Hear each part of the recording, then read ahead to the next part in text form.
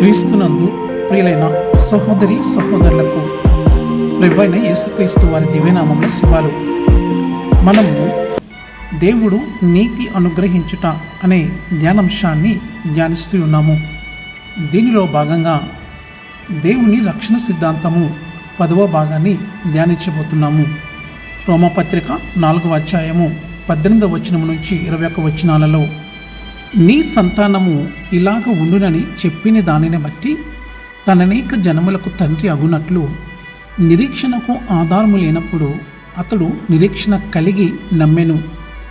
మరియు అతడు విశ్వాసమునందు బలహీనుడు కాక రమారమి 100 ఏండ్లు వయస్సు గలవాడై ఉండి అప్పటికీ తన శరీరము మృతతుల్యమైనట్టును సారా గర్భమును మృతతుల్యమైనట్టును ఆలోచించెను గాని అవిశ్వాసం వలన దేవుని వాగ్దానం గురించి సందేహింపక దేవుని మహిమపరిచి ఆయన వాగ్దానము చేసిన దానిని నెరవేర్చుటకు సమర్థుడని రూఢిగా విశ్వసించి విశ్వాసము వలన బలము నొందెను.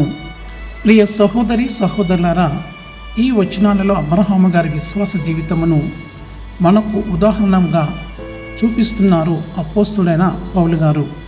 ప్రియులారా, ఈ 18వ వచనంలో ముఖ్యంగా ధ్యానము చేయవలసినది నిరీక్షణకు ఆధారం లేనప్పుడు నిరీక్షణ కలిగి నమ్మడము.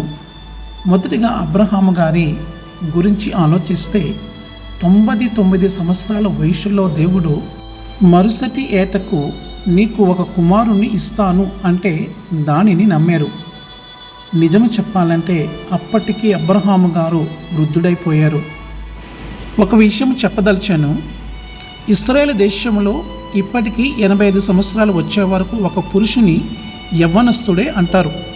కారణము ఈ వయస్సు వరకు అక్కడ వారు తన కారు తనే నడుపుకోగలడు, తన సైకిల్ తను తొక్కుకుంటూ పోగలడు.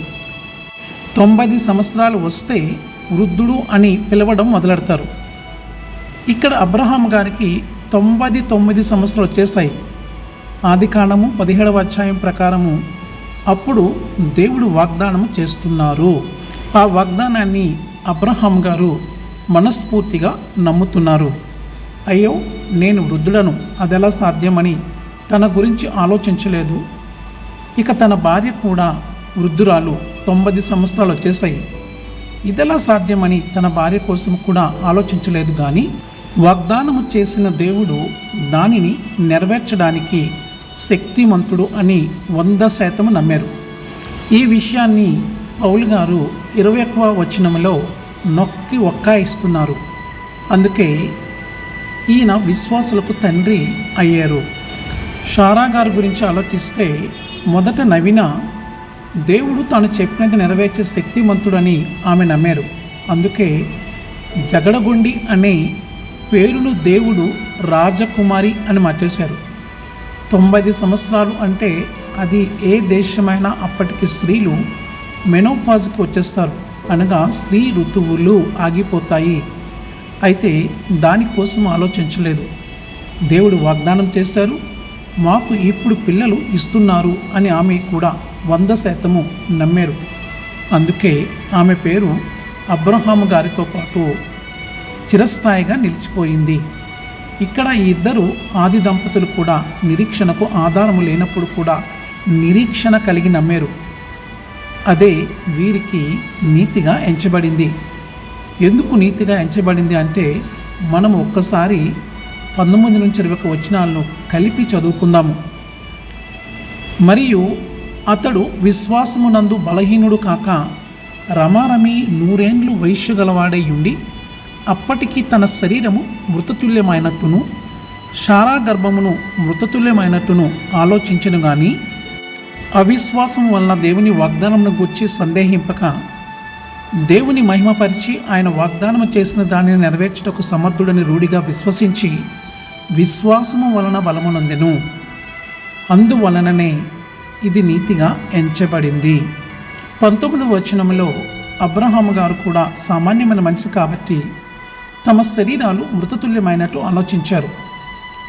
20వ వచనం ప్రకారము అవిశ్వాసం వల్ల దేవుని వాగ్దానాన్ని శంకించలేదు. కానీ 21వ వచనం ప్రకారము మొదటగా దేవుణ్ణి మహిమపరిచారు. రెండవదిగా, వాగ్దానము చేసిన దేవుడు దాన్ని నెరవేర్చుటకు సమర్థుడని రూఢిగా విశ్వసించారు. ఎప్పుడైతే అలా విశ్వసించారో దాని వలన, అనగా ఆ విశ్వాసం వలన బలము పొందారు అని వ్రాయబడింది.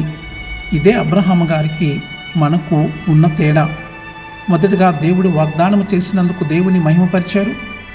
బైబిల్ సెలవిస్తుంది, అన్ని విషయాలలోనూ దేవునికి కృతజ్ఞతాస్తులు చెల్లించమని. అనగా కష్టం వచ్చినా దేవుని స్తుతించాలి, సుఖము కలిగిన దేవుని స్తుతించాలి. యోబు గారు స్తుతించిన విధంగా తర్వాత వాగ్దానం చేసిన దేవుడు దాన్ని నెరవేరుస్తాడు అని దృఢమైన విశ్వాసం ఉండాలి. అప్పుడే నీవు కార్యసిద్ధి పొందగలవు. ఇక సందేహించు వారి కొరకు యాకోబు గారు అంటున్నారు, 1వ అధ్యాయము 6-8 వచనాలలో, అయితే అతడు ఏమాత్రమును సందేహింపక విశ్వాసముతో అడుగవలెను. సందేహించువాడు గాలి చేత రేపబడి ఎగిరిపడు సముద్ర తరంగమును పోలియుండును. అట్టి మనుష్యుడు ద్విమనుష్యుడై తన సమస్త మార్గముల యందు అస్థిరుడు. గనుక ప్రభువు వలన తనకేమైనను దొరుకునని తలంచుకొనరాదు. లోతు భార్య సందేహించి ఉప్పు స్తంభమైపోయింది.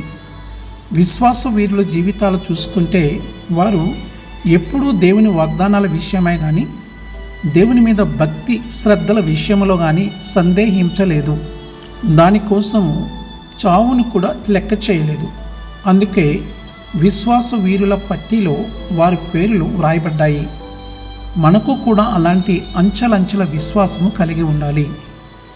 ప్రియ సహోదరి, సహోదరుడా, నీ విశ్వాసం ఎలా ఉంది? దేవుడు గొప్పవాడని తెలుసు, ఆయన అద్భుతాలు చేస్తారని తెలుసు. కానీ ఒక్కొక్కసారి అనుమానం కలుగుతుంది. ఏదైనా సమస్య వస్తే సమస్యను మొదటగా దేవునికి విన్నవించుకోకుండా మానవ ప్రయత్నం చేస్తారు. అన్నీ ఫెయిల్ అయ్యాక, ఓడిపోయాక, దేవుడా నీవే దిక్కు, నీవి తప్ప నాకు మరో దారి లేదంటారు. ఇదే మంచిది కాదు. నీ ఆలోచనలు దేవుని నీతిని నెరవేర్చదు. మానవ ప్రయత్నాలు చేయకూడదు అనేది నా ఉద్దేశము కాదు. కానీ మొదట నీకు వచ్చిన సమస్యను దేవుని పాదాల ముందు పెట్టి, ప్రభువా ఈ సమస్య వచ్చింది, ఇప్పుడు నన్ను ఏమి చేయమంటారు అని దేవుని సన్నిధిలో కనిపెట్టండి. ఆయన జవాబు ఇచ్చే వరకు కనిపెడుతూ ఉండండి. అప్పుడు ప్రార్థనలో కానీ లేక వాక్యము ద్వారా కానీ దేవుడు ఆయన మెల్లని చల్లని స్వరము నీకు వినిపిస్తారు. లేదా అదే ప్రార్థనలో నీకు ఒక మంచి ఆలోచన ఇస్తారు. దాని ప్రకారం చేస్తే సమస్య శాశ్వత పరిష్కారం అవుతుంది, జరుగుతుంది. అలా చేయక మనుషులను ఆశ్రయిస్తే సమస్య జటిలమైన అవుతుంది, లేదా సమస్య తీరినా అది తాత్కాలికమే అవుతుంది. అయితే దేవుణ్ణి ఆశ్రయిస్తే అది శాశ్వత పరిష్కారము. అంతేకాకుండా ఆయన శత్రువులను సైతము మిత్రులుగా మార్చగలరు. కాబట్టి అబ్రహాము గారు దేవుణ్ణి ఆశ్రయించి నమ్మి విశ్వసించినట్లు నీవు విశ్వసించగలవా?